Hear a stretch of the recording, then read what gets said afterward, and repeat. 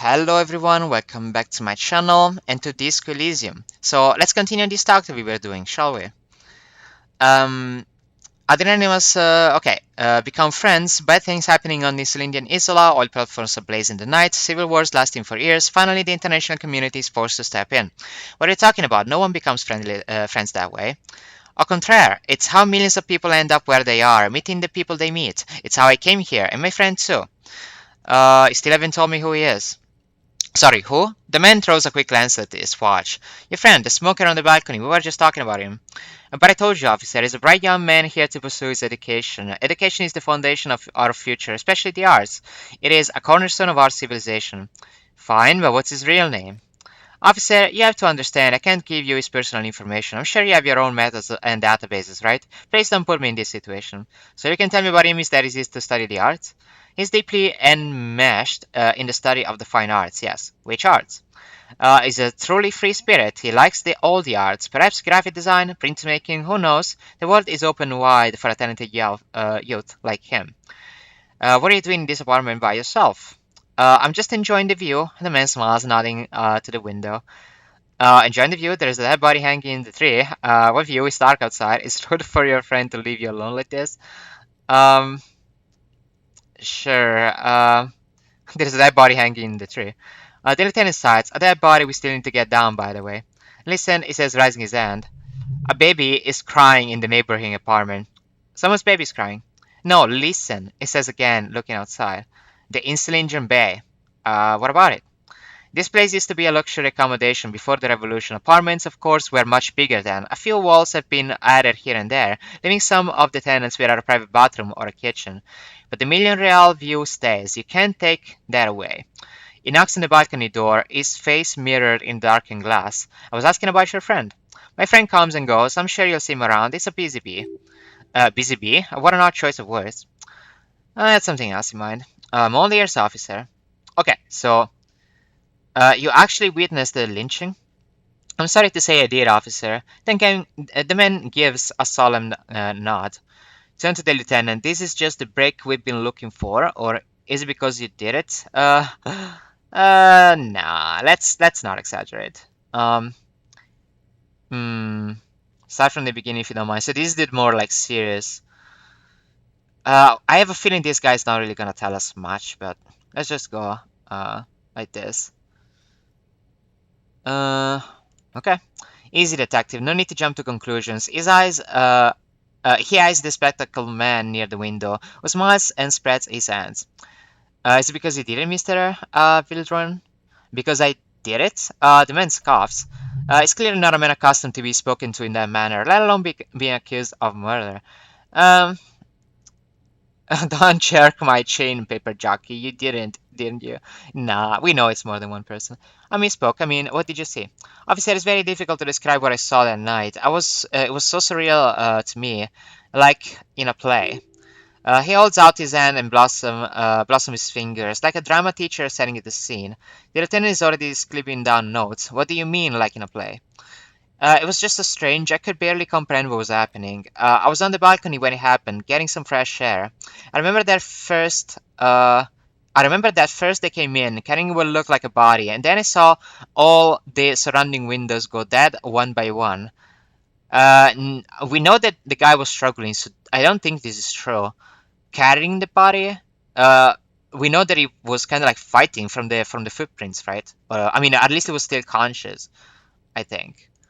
Uh, that's when I understood I should not be seeing this.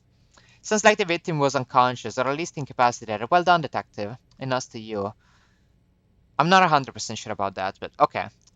Who were they? Can you describe them? How many of them were there? How many of them were there? I couldn't tell you exactly. Less than 10, maybe 8. Um, the lieutenant sends you a sharp look at the mention of that number. Were any of them huge, like 200 kilograms huge? That's a giant you're describing. No, they were all quite human, so far as I could tell. What happened next? I went back inside. Were you able to see anything from inside? Officer, the yard was pitch black. There was nothing to see, but I could still hear their voices. They were threatening to kill that poor man. Were they men? Women? Were they Koshko kids, those funny squinting men? Men, women? All men, I presume, but again, I couldn't see very clearly. Were they Koshkos, Kifts? Those funny. Oh, it blinks. Officer, that kind of language is unbecoming of an officer of the RCM. I believe they were mostly white, though I believe I saw two Irophgites among them, and I am quite certain that one spoke with a masked accent. Okay, what happened next? Well, that's the strangest part, officer. Nothing happened. It was oddly quiet for a public lynching. What do you mean nothing happened? They lynched a guy. Eventually their shouts died down, and that was all. There were no gunshots, no celebratory shouts, no anything. Why don't you call the RCM? The man wipes his glasses. You're right, of course. That's what one is supposed to do in such circumstances. I was simply in shock. I'm afraid I don't have anything else to add. About what time was all this happening approximately? All I can say is that it was late. You didn't check your watch? My watch. He looks at his watch, as though noticing it for the first time. Yes, now I remember. It was 30 minutes past midnight, give or take. So let me get this straight. You didn't actually witness the hanging itself, did you? No, I didn't see the corpse until the following day. It seems this wasn't the break you were hoping for. Yep. I think we have everything we need, the lieutenant says, closing his notebook. Thank you for talking to us, Mr. Vildron, or something like that. Task complete, interview is a different experience. Plus 10 experience. Okay. Of course, anything I can do to assist the RCM. Thanks, that's, I've got all I need. A moment, officer. Okay. Do you have everything you need from me? I'm afraid we won't have the chance to speak again once you leave. Uh, okay. Let's see. Uh, uh, Hold on. Why can't we talk later? I guess. It's against diplomatic best practices for an official in my position to be discussing murders with local militiamen. He pauses, and I'm pressed for time. After you leave, I should be leaving as well.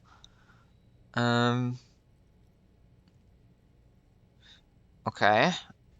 Let's see.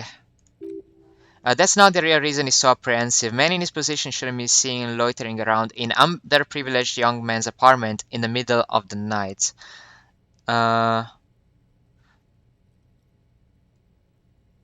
Okay, let's see. I just want to take a look around this apartment.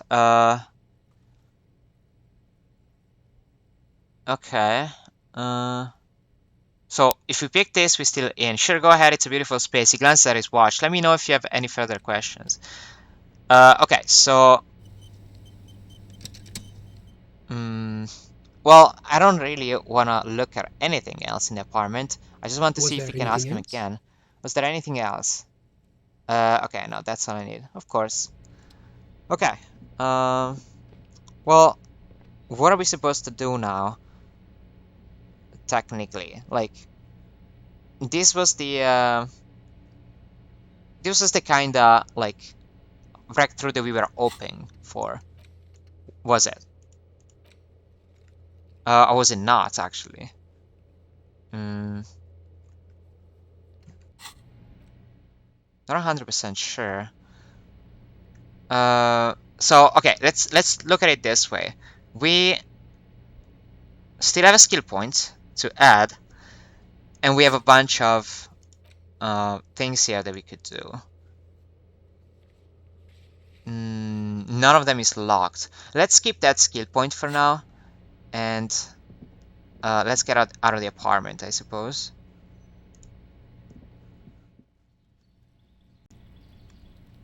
Alright, so we decided to keep the skill points. We have all of the things open. All of the... Yes? No, that's not exactly what I wanted to do, Kim. I like that you want to talk with me, but that's not exactly what I wanted to do.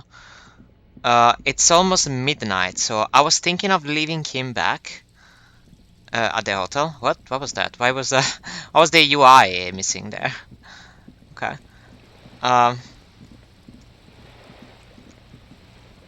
So yeah, I was thinking of leaving Kim out and doing something on our own. For example, going to the body and taking down the, you know, the, oh, what? All around you, rain falls on the great city of Revachol. Rain drips from the eaves and floats the gutters, washing the filth away. Oh, this is the first time that we get such like a panoramic view of our areas here. That's pretty good. Okay, looks actually small. Wait, what is this thing moving? Have we been around here? There is underneath the thing here. There is something that I'm trying to see. Also, that looks like there is a building here that you can go. Well, we'll have to check that out. The spring thaw must be here. The snow is melting. What am I doing? Looking up at the sky, cold water dripping from your hat. What do I see? Gray sky like great battleships. Clouds colliding with one another. Rain falls down on the world. How does it feel? Humid. Your coat shields you from the rain while the city shivers around you. Shivers. Because Shivers is talking. Okay. What is in the west? East, north, south. Okay, what is motherfucker? What the heck? What is in the west? Sheets of rain over the water, a flight of stairs leading into the ocean, wave after wave washing the coast of Martinez with its motorboats and gently swaying reeds. The ruins of a half-sunken seafort crumble on an inlet. Beyond the Bay River shoal, ghosts rise into the sky. Who are you, ghosts?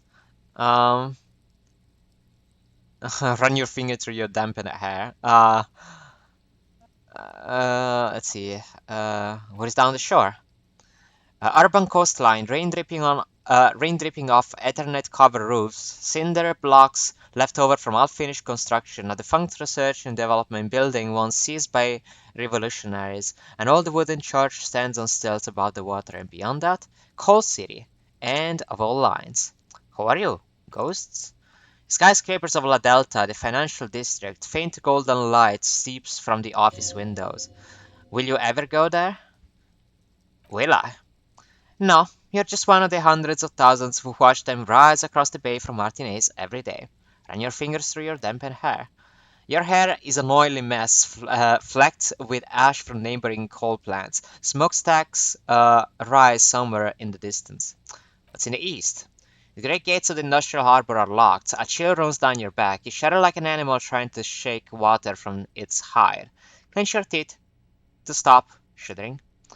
Behind the gates, heaps of supply crates, red and blue metal shipping containers slick with rain. The Greater Revachol Industrial Harbor is an artificial mountain range. Immense wealth resides within, and immeasurable poverty in its shadow. And before that, or beyond that? Well, and beyond that? Oh, it stopped raining. It's funny that we have this thought since it just stopped raining. Um, Ladrisienne King Driz passenger harbor. Cruise ships flanked by dock arms. Cranes watching over the mouth of the river distributary. Who is across the distributary? Coron, the lower middle class. Distributary after distributary cuts the city blocks in half. Seven-story buildings trail off into the rain. What is beyond the Coron? A silvery curtain of rain over the houses. The glass divide. You have never been there. They don't need the law east of the river. What is north? Cape-side apartments, tower blocks crowd one another. Four 45mm bullets still lodged in their worn-torn stone walls. Hallways collapse from the mortar hits of a war that was lost long ago. Closed lines go to waste in the rain. Radios play. The evening news. And closer to here, a yard. Rain falls onto the roof of a woodshed. Coal leaks into the puddle beneath dead man's feet. He swings from a tree, bloated. Droplets of rain slip from his cold cheeks. What's the south? A traffic jam. Rain thumbing on the roofs of motor vehicles. Inside drivers, what drivers? Drivers watch water streaming down their windshields. The statue of a king shudders. He too is cold. The canal bridge is being raised. What's on the other side? The road ascends, raised motorway loops above the ghetto. Beneath its concrete columns, a sea of rooftops, woodwork, and tar stretches northward. Four-story buildings as far as the rain can fall. The snow melt in Jamrock. Where the hood at? Oh, I see. Where the hood at? It's the song. Okay. Why am I not there? Shudder, look further. Have a brother in the. Okay, so it keeps on singing the song. Why am I not there? To be Martinez where no one goes, at the runoff point of a long forgotten canal in the widest part of town, in the shadow of the day of the revolution failed. What am I doing here? Standing in the rain, looking north, where Jamrock Rock City stretches inland. Shudder, look further. In the rain-swept distance above the rooftops of Jamrock, a repurposed silk mill stands perched above the motorway exit. Precinct 41 hunches in the rain. And we gain experience. Nice. What's above? Collision aerostatics hang like apparitions under the cloud cover. Way up there, where rain forms, rotors flutter soundly. Your sight clears. Motherfucker. And we get another 5 XP. Nice. This rain will not roll up anytime soon. Kim, it just stopped raining. Sorry to break it to you, buddy. It's actually kind of snowing now. At least we're dressed for it. Let's keep moving. Yeah, it's not raining. Okay, that was pretty funny. It just stopped raining as they were doing that. Um, okay, so I guess. Oh, there is a lot of people inside here. I guess those are the people that were outside. Uh, okay, nobody here, but can we pick up anything that they left? Since we couldn't do that earlier, like maybe we can do it now. No, looks like we cannot pick up anything. Okay. That guy is always there. Oh, is the sleeping guy there? No, it's not. Okay. Bottles, people talking, people like watching nothing. We definitely should like. Okay, let me try again if something new happens.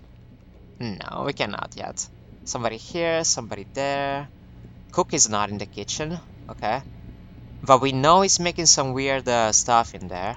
We talked with the guy earlier. Heavy door. Okay, nothing yet here. And we would have to talk with this guy now, right? Yep. I got a feeling that we do Can I have to. help you? Okay. About my beer for tonight. Got a 20 real? Come on, man, it's late. Do I really have to pay you again? The breath catches in his chest. The light in his eyes snuffs out all at once. After a moment, he speaks. Do you have money tonight? It's not any of your business cards. I mean, we do. No, I don't. Do we want to spend it really? I have a feeling that if he says no, I don't, it's gonna like let us in anyway. It's gonna be like, oh, whatever. But yes, I do. Then you really don't need a free room, do you? He shakes his head and stops as a strange new crawl lighter kindles in his features. Here comes a layup, sir. Fall not for it. But you know what? You're in luck because you don't have to ever pay me again. Uh, wait, really? Really? Um, really? Uh-huh. Uh, are you serious? Or one free room, please. Are you serious? Perfectly serious. The corners of his lips turn into the slightest smile. You don't have to pay me anything.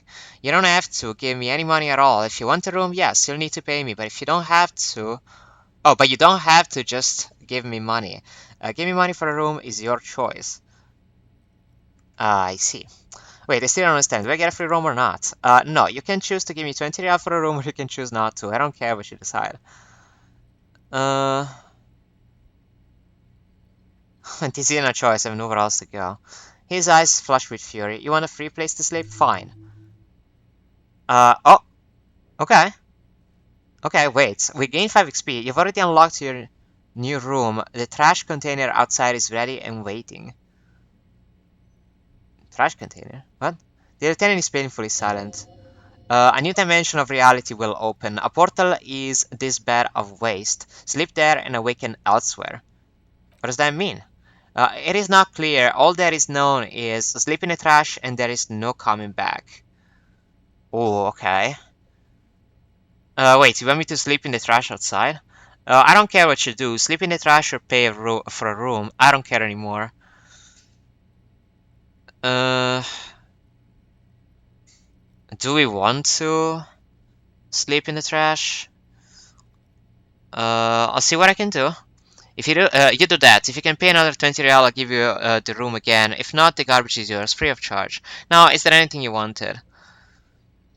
What's gonna happen if we do that? Is my question. Like, is it really gonna gonna be bad? Like, what happens if we go and sleep on the trash? Also, that gave us XP, which is nice. I mean, I'm always I'm always in for XP. You know what I mean. Um, but okay, so I'm gonna stop the episode here. It's over 20 minutes. We're gonna see later on if we end up sleeping in the garbage or not. As for right now, as always, thank you for watching. I hope you enjoyed. It was a bit of a weirder episode, I'm not gonna lie. But at least we got to talk with somebody that did see something of the night, even if they didn't see the entire thing. But alright. Hope I'll see you in the next one. Bye bye.